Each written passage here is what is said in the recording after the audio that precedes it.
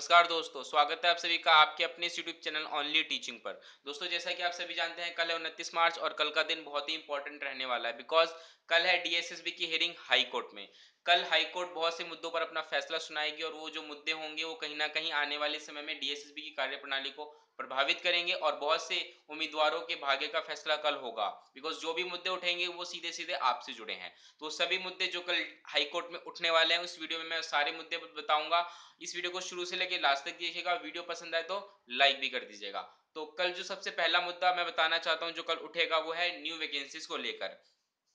जैसा कि आप सभी जानते हैं, डीओई ने डीएसएसबी को बहुत पहले ही रिक्वेजिशन भेज दी थी 10,500 वैकेंसीज की। बट डीएसएसबी ने अभी तक उसको एडवर्टाइज नहीं किया है। हालांकि इस पे बहुत पहले एक जजमेंट आया था जिसमें कि ये कहा गया था कि अगर डीओई रिक्वेजिशन भेजती है डीएसएसबी को न्यू वैकेंसीज के लिए तो डीएसएसबी को उसी साल 7 अप्रैल तक वैकेंसीज एडवर्टाइज करनी होंगी। तो इसी के लिए माननीय अशोक अग्रवाल जी ने एक एफिडेविट डाला था हाई कोर्ट में जिसमें कि उन्होंने उनसे कहा था कि डीएसएसबी को निर्देश दिए जाए कि 7 अप्रैल तक वैकेंसीज वो एडवर्टाइज करे। तो कल इस मुद्दे का हल निकल जाएगा। डीएस हाई कोर्ट अपना फैसला सुनाएगी और इसी से कंफर्म हो जाएगा कि वैकेंसीज कब एडवर्टाइज होंगी और कितनी एडवर्टाइज होंगी। हालांकि जो परिस्थितियां कहती हैं उससे यही पता चलता है कि फैसला उम्मीदवारों के हक में आएगा। जल्दी आपको न्यू वैकेंसीज देखने को मिल सकती हैं और वो भी 7 अप्रैल तक।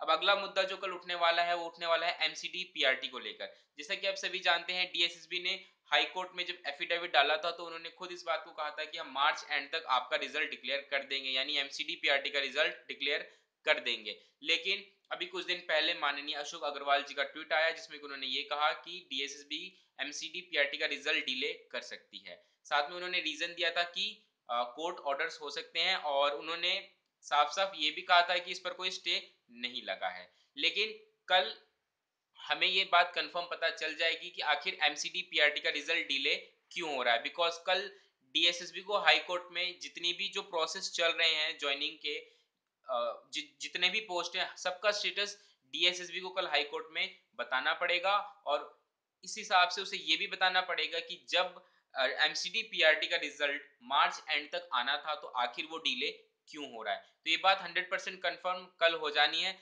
जहां तक मेरा अनुमान है, जितनी इंफॉर्मेशन मुझे सोर्स सूत्रों से पता चली है, ये कहा है कि इसमें जो मेनली जो डिले हो रहा है वो ई डोजियर चेकिंग की वजह से हो रहा है। बहुत सारे ई डोजियर हैं तो इसकी वजह से क्या है, उनके पास स्टाफ की कमी है तो इस वजह से डिले हो रहा है। हालांकि इस पे उन्होंने ये बिल्कुल भी नहीं कहा कि कोई कोर्ट ऑर्डर की वजह से हो रहा है, लेकिन कल कंफर्म इस बारे में पता चल जाएगा कि आखिर क्यों ऐसा हो रहा है। तो उम्मीद करते हैं कि फैसला कहीं ना कहीं एमसीडी पीआरटी सिलेक्टेड कैंडिडेट्स के हक में आएगा। जो भी कैंडिडेट्स रिजल्ट का वेट कर रहे हैं उनको जल्द ही रिजल्ट देखने को मिलेगा और उम्मीद करिए कि हाई कोर्ट अपने फैसले में यही कहे कि रिजल्ट आपको जल्दी से जल्दी देना है। मार्च अप्रैल एंड का भी वेट ना हो, जल्द से जल्द रिजल्ट आए और ज्वाइनिंग हो जाए। जैसा कि आप हालात देख रहे हैं, गेस्ट टीचर्स की क्योंकि है नहीं, उनको निकाल दिया गया है और इस वजह से भारी कमी शिक्षकों की हो गई है। स्कूल चला पाना मुश्किल हो रहा है तो इस वजह से जितनी जल्दी हो सके ज्वाइनिंग मिलनी चाहिए जितने भी कैंडिडेट सिलेक्ट हुए हैं। इसके बाद अगला जो मुद्दा उठने वाला है वो उठने वाला है एक्स्ट्रा टाइम मांगा था डीएसएसबी ने हाई कोर्ट से कि हमें ज्वाइनिंग जो कंप्लीट करवानी है, जो भी पूरा प्रोसेस है उसको कंप्लीट करवाने के लिए हमें एक्स्ट्रा टाइम दिया जाए। डीएसएसबी ने कहा था कि 40 पोस्ट ऐसे हैं जो कि जिसमें कि 7,262 वैकेंसीज हैं, इस पर हमें थोड़ा एक्स्ट्रा टाइम दिया जाए।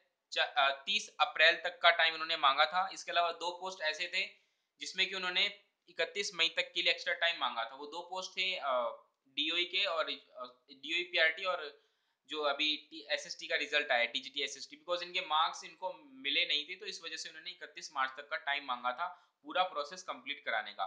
तो कल ये देखने वाली बात है कि कितना एक्स्ट्रा टाइम मिल सकता है डीएसएसबी को। हालांकि जो परिस्थितियां दिख रही हैं उस वजह से कहीं ना कहीं उम्मीद कर सकते हैं कि शायद डीएसएसबी को एक्स्ट्रा टाइम मिल जाएगा। तो इस वजह से जो आप देख सकते हैं जो ज्वाइनिंग प्रोसेस है वो थोड़ा लंबा खिंच सकता है। तो ये कुछ मुद्दे अहम रहेंगे जो कल की हियरिंग में उठने वाले हैं।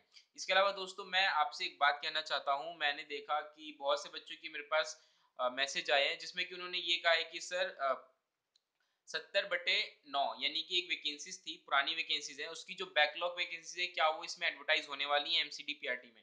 तो मैं आपको बता दूं ये एक अफवाह है, ऐसा कुछ नहीं है, कोई इसमें वैकेंसीज ऐड होने वाली नहीं है। ठीक है, ये बस एक अफवाह है। जो वैकेंसीज अभी हैं इतनी ही रहेंगी और इतने पर ही ज्वाइनिंग होगी। तो इनसे आप बच कर रहिए। इसके अलावा दोस्तों एक खुशखबरी और हो सकती है कल आपके लिए।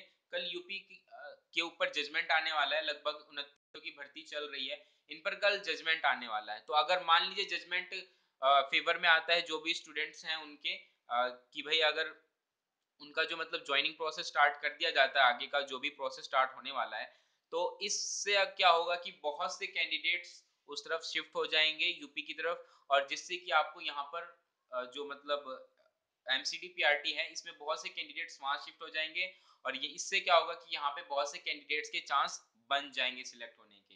तो ये बहुत ही अहम मुद्दा कल रहने वाला है। बाकी कल जो भी जजमेंट होगी, जो भी फैसला आएगा, आपको इस वीडियो पर सबसे पहले मिल जाएगा।